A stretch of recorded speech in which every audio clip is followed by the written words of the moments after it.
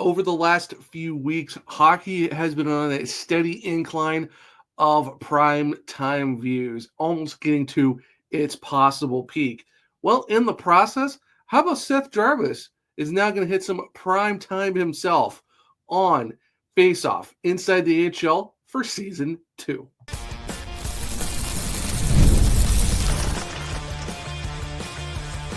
You're Locked On Hurricanes, your daily podcast on the Carolina Hurricanes. Part of the Locked On Podcast Network, your team every day. Welcome to a Tuesday edition of Locked On Hurricanes, your team every day, part of the Locked On Podcast Network. Thank you to the Everydayer for making this your first listen of the day. 5 days a week, Monday through Friday, talking everything about your Carolina Hurricanes. I'm your host, Zach Martin. I'm the credentialed Carolina Hurricanes beat writer over at the Hawkers, also do AHL content over at the Caller Times, also the co-host of the Searchcast, which is a weekly Carolina Hurricanes podcast, along with all my duties here at Locked On Hurricanes. Got a fun Tuesday episode for you guys as we get to talk about Seth Jarvis being confirmed for Prime's Face-Off Season 2 and how that's just going to be an absolutely amazing prime time viewing of Seth in this series. And then we're also going to preview the Canes at the Montreal Canadiens for tonight's game. And of course, involving with that, who are the players to watch and what are the keys to the game? Now, it's confirmed on Monday that Seth Jarvis will be part of Face-Off inside the AHL for season 2. Of course, if everyone remembers that, back before the season started this year, last fall, you saw with Prime, all or nothing. They've done stuff with the Leafs, with their season. You've seen all these documentaries of going inside like certain seasons with certain teams, even like for soccer, they've done it too. I know someone's doing a whole behind the scenes of the Boston Red Sox last year, so you're seeing like these. It's almost like Hard Knocks in a sense of what the NFL does with, HBO and all of them. But, you're seeing it for other sports as well. Of course, baseball's been doing it for a little while now. They're kind of cashing in on that. Now, of course, the NHL is now doing more of that more recently where people want to see behind the scenes. People want to understand, get to know the players a little bit more, kind of, market the players in a different way. And I really liked, Face-Off Season 1. I thought they did a pretty good job with it. Of course, you got the captain's episode, Gabriel Landeskog and, Quinn Hughes and all those guys, Jacob Trouba. Then you're look behind the scenes of, Philip Forsberg and, you got to see a whole different side of a lot of different guys. And I like I said, I liked Season 1. I thought it was really cool how they kind of, marketed the AHL in a different way, kind of a build up, over the last weeks of the regular season, then through the playoffs. And then you saw a lot of, the last episode or two was a lot of, the Stanley Cup final between Edmonton and Florida. And you see Connor McDavid have his huge rant in the locker room. And then you can see, all the Panthers players, celebrating on the ice, Paul Maurice and all that. So I thought Prime did a pretty good job with showcasing the NHL in Season 1. And as we don't really know who else is confirmed for Season 2 yet, but at least we do know that Seth Jarvis is going to be part of that. And that's just amazing for the fact that all you hear from around the NHL is, oh, we got to get Seth Jarvis. Like Pete Blackburn has said it from What Chaos. I know a lot of Hurricanes fans are saying, hey, if you want a really great personality, put Seth Jarvis in it. And lo and behold, Seth has, like I said, it has been confirmed for Season 2. And you just know it's going to be great content. Like, we all know how much of a content machine he is. He's a quote machine.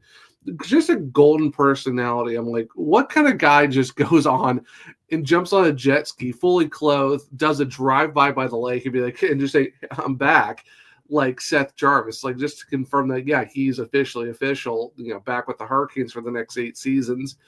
Wears a T-shirt with his face on it, holding a bag of money. I mean, talking about, he's on the line with his 2 dads of, set of Jordan Staal and Jordan Marnock, being lifted into Jordan Staal's hands a little bit too long for his comfort. But you're just all of his on ice stuff too. Like, his little head bumps with just Barry Kotkaniemi, his little jumps on the ice when he's talking to Andrei Svechnikov. It's just, when you look at Seth Jarvis as a whole, like, you definitely he's someone who's you get what you get. He might ham it up a little bit for the cameras, possibly, but he's definitely someone who's you see is what you get. He's someone who loves hockey. He's a rink rat. I mean, you look what he did in the when it came to the Four Nations.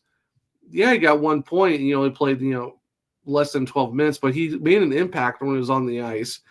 And he had his buddies come all the way from Winnipeg, drove 30 hours to go see him win the gold medal, and that's just something that's you really love to see, and just kind of a person that he is. That you have hockey buddies from your hometown drive all the way from Manitoba to Boston. It's great to see the fact that he's getting a well-deserved honor of being promoted a little bit more. And not the fact you got a Carolina Hurricane in season 2, which is great to see as well, because now you get to promote Raleigh, get to promote the Hurricanes a little bit more, and kind of have people who don't really watch the Canes a whole lot kind of getting an understanding of who the Hurricanes are, and why Seth Jarvis for me is on the rise to be a superstar. Will he hit point? I mean, he's already on a pace to be 30th all time in points this season, and is he Connor McDavid, Nathan McKinnon type levels of a superstar? Probably at some point you might get points, relatively close to 80, 90, 100. But in terms of personality, marketability, someone that draws you into the NHL, someone that fans can really latch onto, I think that's definitely what you would consider a superstar status as well. It's not, for me, it's are you a superstar when it comes to the on-ice stuff for sure? And Seth has got 60 points last year. He might be on point. He's on pace to possibly do it again this year. But, are you also a personality off the ice? Are you someone that fans draw to? Are you someone that can, help promote the NHL? Be like, okay, not all these guys are robots. They're all not going to have the normal, cliche answers. You're going to get some guys who, show who they are. And that's who Seth Jarvis is. So I think this is just an absolute slam dunk type of pick to get Seth Jarvis on. Like I said, it's going to be a good episode.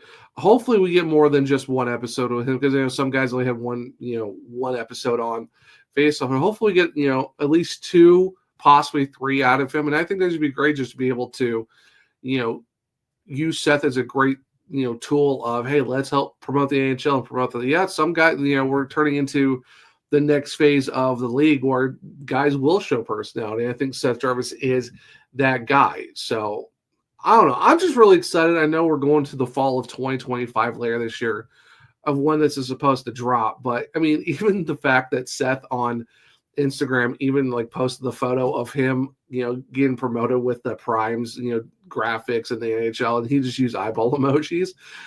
That's just speaks to the humor of him. It's he's surprise, and even the Hurricanes account knew it's this is going to be golden, pure cinema type stuff. So like I said, it's just going to be exciting. It's going to be fun to watch. I can't wait for season 2 now to drop, just to be able to be okay, yeah, let's see how everyone takes in Seth Jarvis's personality. I'm really curious to see how social media and hockey Twitter and just hockey spaces are going to take in Seth for his episode. But it's going to be definitely a good time, and it's definitely well deserved. Congratulations to Seth to get the opportunity to be part of Prime's new hockey series that I think a lot of people liked last year. And of course, it's a trial run. You kind of had to figure what they were going to do with it. Now you see there's a good basis. Now you just build off of that, and now you get to add Seth Jarvis to what's kind of probably going to be a really great series, not just this upcoming fall, but every fall, where it's hey, right before the kickoff of the season, let's just have a little fun and watching some behind the scenes, get to know players around the NHL. So like I said, it's gonna be a good time. It's gonna be out this fall, and I'm just ready to see what the reception of Seth Jarvis is going to be around the NHL and just outside of the league as well.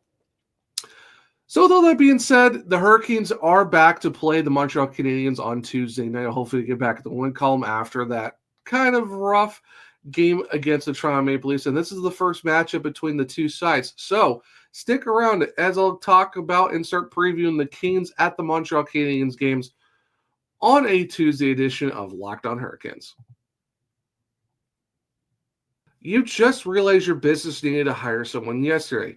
How can you find amazing candidates fast? Easy. Just use Indeed. When it comes to hiring, Indeed is all you need. Stop struggling to get your job post seen on other sites. Indeed's sponsored jobs put your post at the top of the page and help you reach the right candidates faster. Now you can speed up your hiring process with a $75 sponsored job credit. Just go to Indeed.com/lockedon right now and support our show by saying you heard about Indeed on this podcast. Terms and conditions apply. Hiring Indeed is all you need. Welcome back to segment 2 of Locked on Hurricanes, your team every day. So like I said, we are now going to preview the Hurricanes' upcoming game tonight against the Montreal Canadiens. Game will be featured on FanDuel Sports South, so don't have to worry about AHL Network. It is set for a 7 p.m. puck drop. Your 33-24 Hurricanes take on the 26-26-5 Montreal Canadiens, as this is their first game of the regular season against each other. So, yeah, we've had to wait until almost the end of February to see Montreal for the first time. And, of course, they go back to Carolina on March 28th and then back to Montreal once again on April 16th. So you basically got one game every month for the rest of the season against Montreal. Over the last 5 games, if you look in terms of guys who are kind of leading the way for the team, Andrei Svechnikov, 5 points and 4 assists. Of course, he did get a goal in the game against the Toronto Maple Leafs, but Sebastian Aho over the last 5 games does have 3 goals. For Montreal, Brendan Gallagher, 5 points, 4 of them being goals, and then Nick Suzuki with 3 assists. Now, looking at the goaltenders, of course, you got Pierre Kachekov, 20-11-3 with a 2.55 goals against and a 903 save percentage with a shutout. You really can't blame him for the last game against Toronto. 3 goals on 3 shots. Yeah, that does sound kind of bad, but it's really the team just left him out to dry. Nothing you can really do about that. I'm curious to see if the Hurricanes go back to him, but I would not be surprised as well the fact that Freddie Anderson hasn't really been playing over the last few weeks. They might want to get him ready and rolling again. So probably most likely you're going to see Frederik Anderson in the net. He is 6-3 with a 2.12 goals against, a 9.14 save percentage, and a shutout. Now, looking on the Montreal side of things, you got Sam Montembeault, 19-21-3 with a 297 and 897 save percentage with 3 shutouts. And then you got Jacob Dobes, 5-2-1 with a 271 goals against, a 908 save percentage, and a shutout. Now, Sam Montembeault was named to Team Canada for the 4 Nations, never saw a game at all. Jacob Dobbs has been, Dobes has been playing pretty well for Montreal, like I said, with a 521. Not really sure who Montreal's going to go with. They could go with Montembeault, but I would not be surprised if they go with Dobes just because of the fact that he does have the better stats on the season so far. Yes, he's played less games, but if you're looking for someone to go with, that might be the case, all things considered. Now, looking at the last 10 games, Hurricanes 5-4-1. Of course, they lost their last game to Toronto. Did beat Utah before that, before going to the 4 Nations break, and that was before they had their 3-game losing streak to start off February. Montreal in a very different spot, 2-7-1 in their last 10. They did just beat Ottawa recently, but they did have a 3-game losing streak against Tampa, New Jersey, and the Kings. That came after winning over the San Jose Sharks. But even before that, how about a 5-game losing streak compared to Detroit, overtime loss to New Jersey, Winnipeg, Minnesota, and Anaheim? So not a great run of play recently for the Montreal Canadiens. Now, for the tail of the tape, or what would be the keys to the game unnecessarily, gotta look at special teams. And I know it's a cliche, it's one that's always mentioned, but it's definitely a big factor, especially when you look at where you need to go win games. If you have the opportunity, you got to take advantage, and that's what the Hurricanes need to do here. In terms of the power play, the Hurricanes are 22nd in the NHL with a 19.8%. They've been in a free fall over the last few weeks. Just ever since 2025 started, the power play has just kind of been running ice cold. Not much you can do when you're 22nd in the entire NHL. And the bad thing is you're going up against the 7th ranked penalty kill in the Montreal Canadiens at 81.5%. So if you do get a power play opportunity, you're going to have to find a way to break through a team that's, definitely top 10 in the NHL. So It's going to be an interesting matchup if the Hurricanes do get those power plays. How are they going to crack a team that's also top 10 as well? But, Seth Jarvis scored a power play goal, over the last few weeks. It's still possible. It's just something's got to give for the Hurricanes to figure out why their power play's gone ice cold and hopefully get that going, because you're going to need it for the playoffs. We all know that for you to win games in the playoffs, you got to take advantage of the man advantage. Now, on the flip side of things, Montreal is 18th in the power play at 21.1%. So they're not that much better than the Hurricanes. Just maybe, a point per 1 point, in some change percentage better than your four spots higher. But in terms of Carolina, well, we got the best penalty kill in the entire NHL, 85% at first. So both teams are in top 10 in terms of the penalty kill, but the Hurricanes are just that much better. First, you love to see it. They've been shut down all season, and we've seen it from time to time. Sebastian Aho and Seth Jarvis are absolutely lethal on the PK, and I think that's probably what's going to help the Hurricanes a lot in this one, is that in terms of special teams, this is where you can win the battle of just being able to shut down Montreal. And hey, who knows? Maybe we'll see what Seth Jarvis did on Cam Ward night a few years back. Go score against Montreal on the shorthand. So it's definitely possible for sure.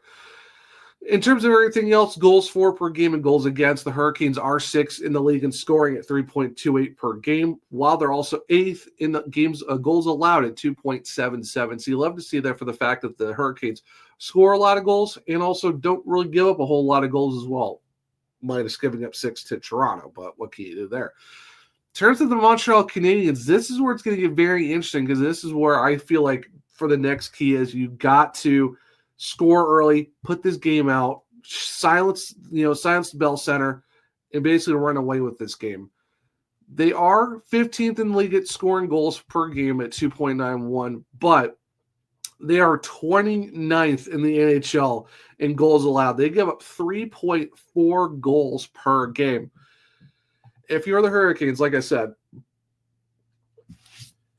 this is where if you score early, you start on time.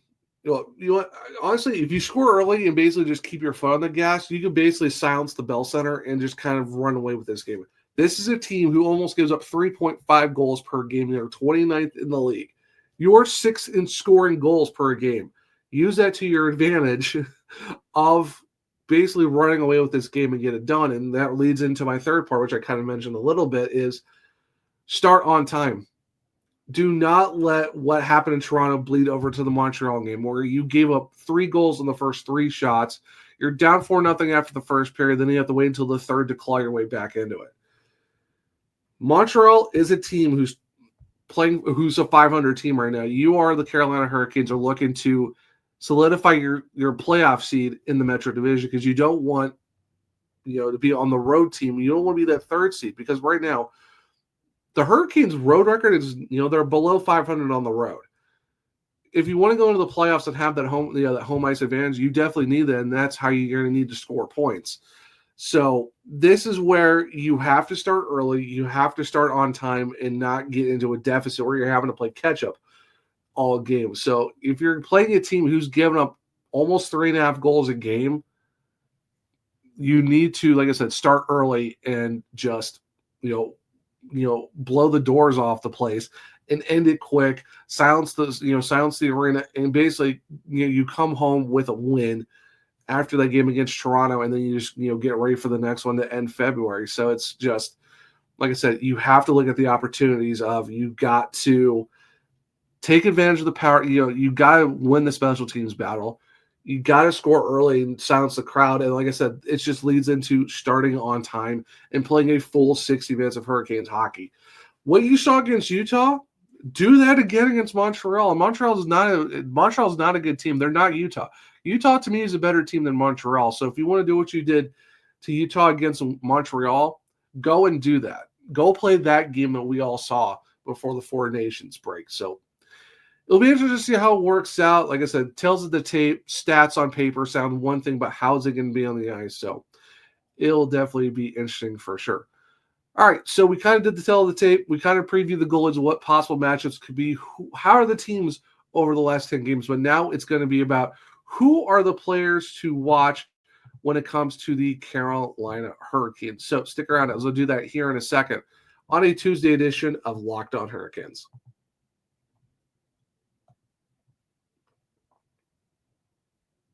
Welcome back to segment 3 of Locked On Hurricanes, your team every day. Now we're going to look at the Carolina Hurricanes, being okay, who is the guys to watch in this game? And for me, it's kind of a no-brainer of, how is Seth Jarvis going to play? We all know he loves to beat up on the Montreal Canadiens. Of course, we all know Cam Mornight completed the hat trick on a shorthanded goal.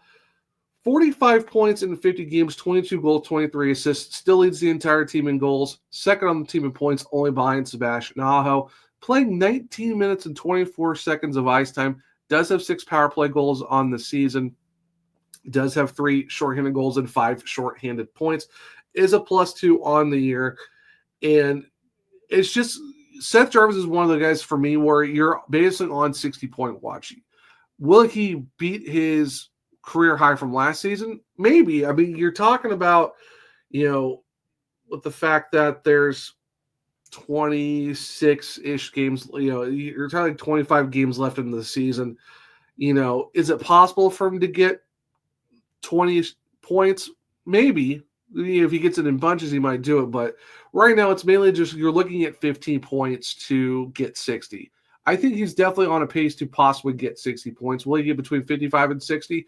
Yeah, it's definitely possible. Just get an extra 10 points with 25 games left. But I think he could definitely at least get 60 for sure. But just the way he's been playing over the last few weeks, ever since January 1st and even back since December, Seth Jarvis has been one of the hottest guys and one of the most consistent players for the Hurricanes. So I would definitely say if you're looking for someone who's going to take that step to hopefully right the ship and get this team a win against Montreal, Seth Jarvis is that guy.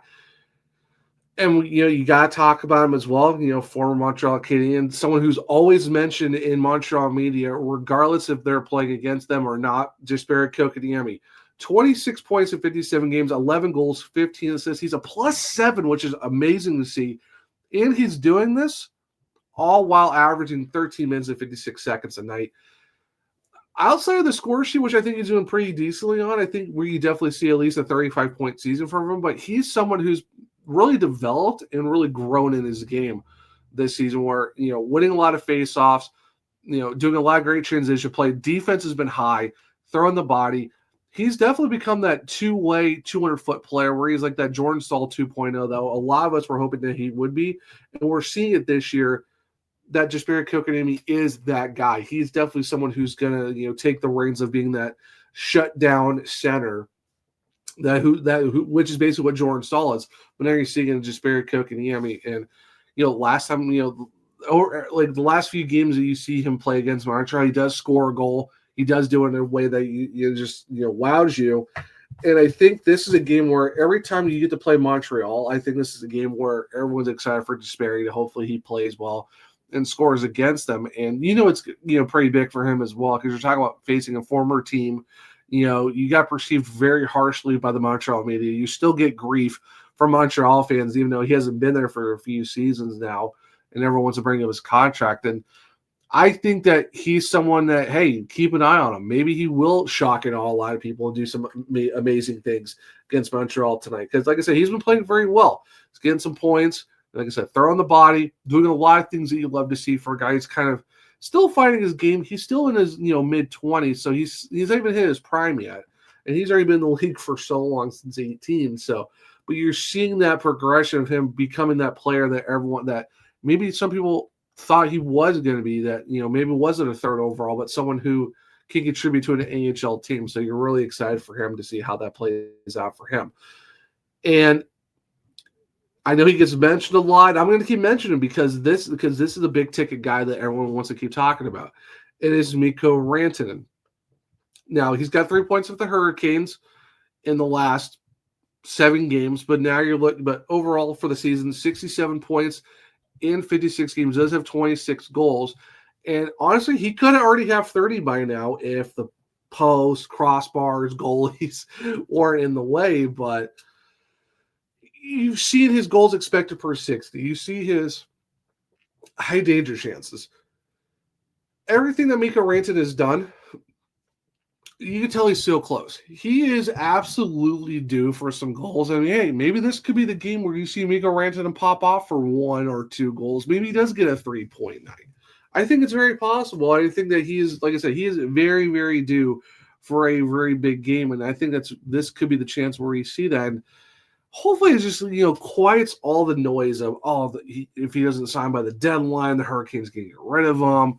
Are the Hurricanes going to trade him away? Are they going to keep him and try to figure it out for the next 4 months? It's like, hopefully that just kind of all shuts down the noise, because honestly, it's like he's barely played less than 10 games. Everyone's harping on like, oh, he's not putting the points. Is he as good without Nathan McKinnon? Which, if you look at the stats, he kind of is. But what's he doing right now for the Hurricanes with less than 10 games played? So, and they might flip him.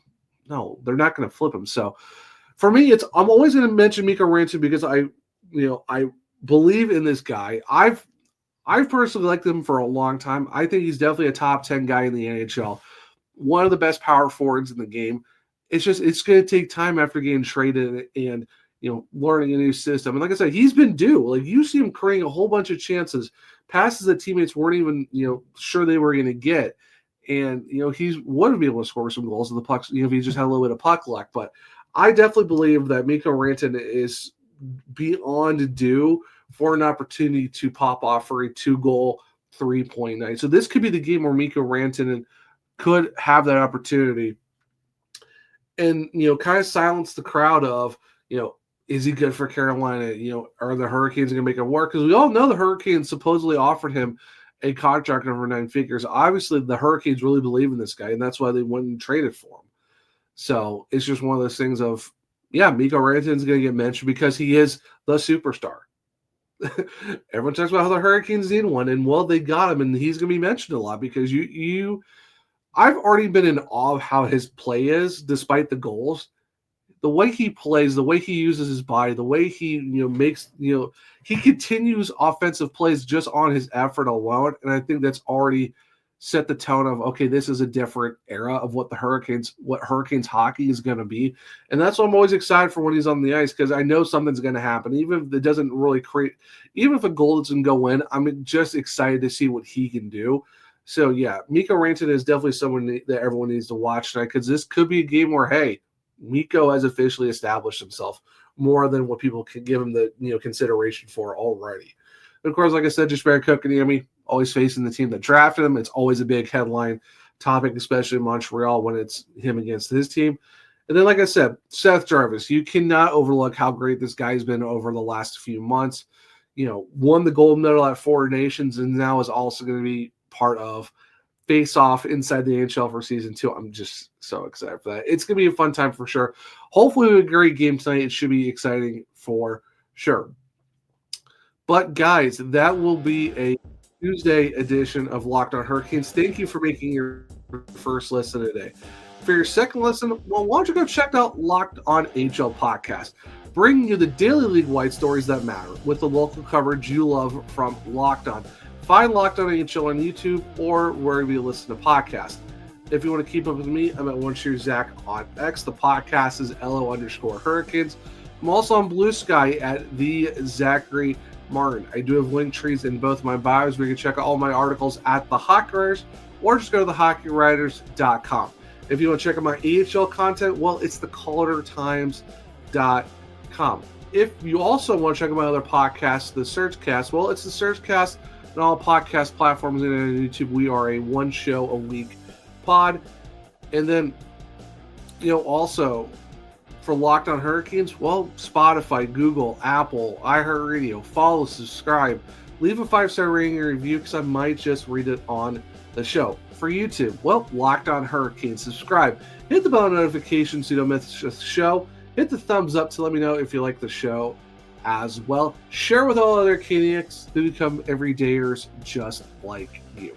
But I hope everyone enjoyed this Tuesday edition of Locked On Hurricanes. Hope everyone enjoys their Tuesday, and hopefully we can see your Carolina Hurricanes win against the Montreal Canadiens tonight at 7 p.m. on, make sure, FanDuel Sportsnet South and on 99.9 The Fan.